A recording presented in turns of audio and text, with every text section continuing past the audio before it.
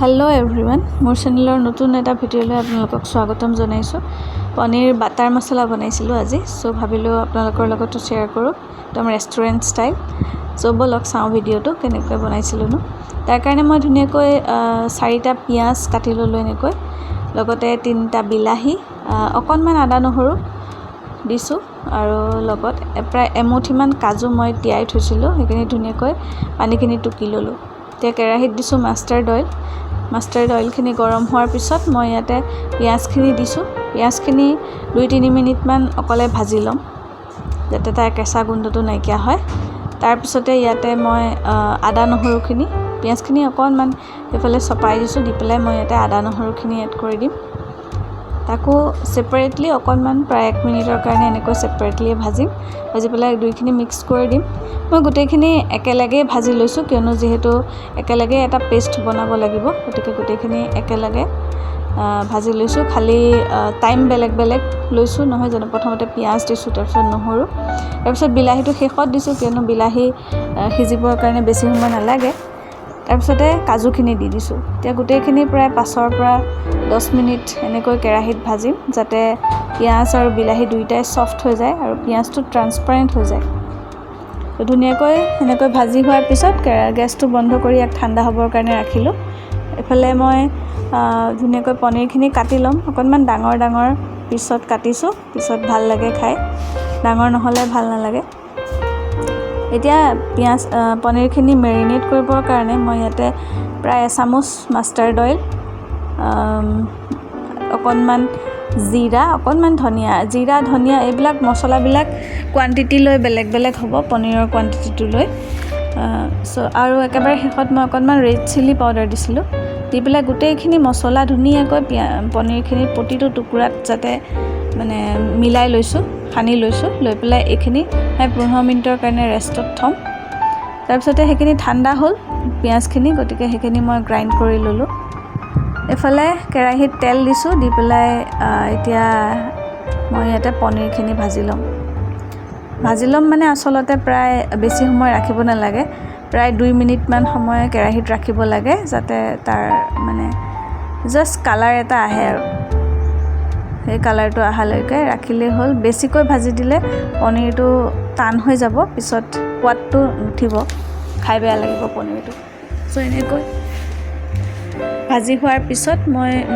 যিখিনি অইল আছিল তাতে মই বাটাৰ এড কৰি দিছো লগতে ইয়াতে গোটা গৰম মছলা দিছো আৰু এচামুচ গোটা জিৰা এইখিনি অকনমান ফুটিবলৈ ল'ব তেতিয়া মই তাতে সেই যেটো পেষ্ট বনাইছিলো পিয়াজ বিলাহী আদা নহৰু কাজুৰ পেষ্টটো মই ইয়াতে দি দিম ধুনিয়াকৈ ভাজি লম অকমান সময়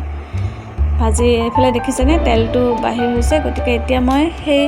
যেটোত মই গ্ৰাইন্ড কৰিছিলো তাক আউখালি পেলাই মই ইয়াতে পানীটো দি দিম কিয়নো তাত বহুতখিনি লাগিয়ে থাকি যায় ন হেতু কাৰণে এইখিনি পানী এড কৰি দিছো তাৰপিছত এতিয়া ইয়াতে মই সোৱাদ অনুসৰি নিমখ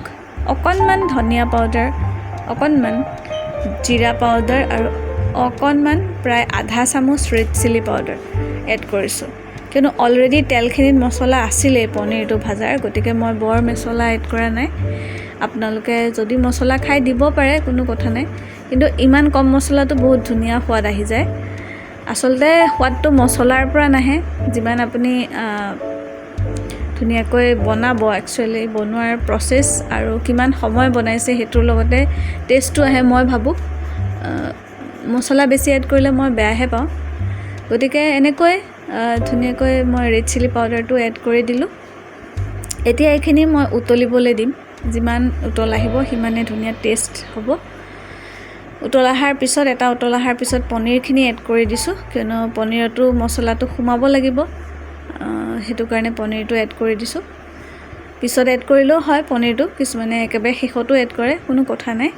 খালি লৰাওতে অকন সাৱধান হ'ব যাতে পনীৰৰ টুকুৰাবিলাক ভাঙি নাযায়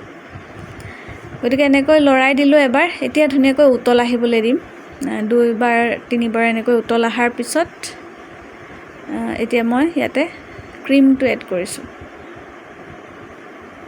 ক্ৰীম প্ৰায় মই আমুল ক্ৰীম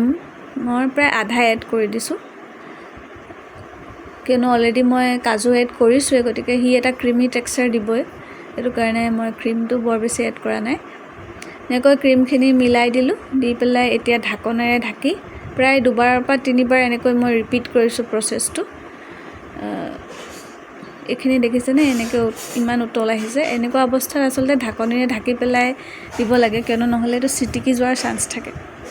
চ' এনেকৈ 2-3বাৰ কৰাৰ পিছত আমাৰ পনীৰ বাটাৰ মছলা ৰেডিয়ে হৈ গৈছে অলম'ষ্ট।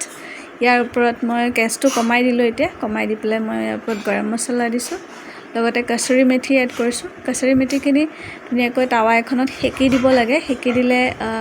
ধুনীয়া এটা মানে ফ্লেভাৰটো আৰু এনহেঞ্চ হৈ যায় তাৰ। আৰু যিহেতু বাটাৰ মছলা, গতিকে ইয়াতে বাটাৰ এড নকৰিলেনো কেনেকৈ হ'ব, নহয় জানো? গতিকে একেবাৰে ওপৰত অকণমান বাটাৰ এড কৰি দিছোঁ। এইটো দেখিবলৈ যিমান ধুনীয়া হৈছে, খাবলৈও সিমানেই ধুনীয়া হৈছে। এনেকৈ বনাই খোৱাৰ পিছত আপোনালোকে ৰেষ্টুৰেণ্টৰ পনীৰ বাটাৰ মছলা পাহৰিয়ে যাব। আপোনালোকেও বনাই খাবচোন দেই, আৰু মোক জনাবলৈ নাপাহৰিব। ভিডিঅ'টো ভাল পালে লাইক, শ্বেয়াৰ আৰু ছাবস্ক্ৰাইব কৰিব দেই। আজিলৈ আহোঁ, আকৌ লগ পাম নতুন এটা ভিডিঅ' লৈ পেলাই। Bye bye.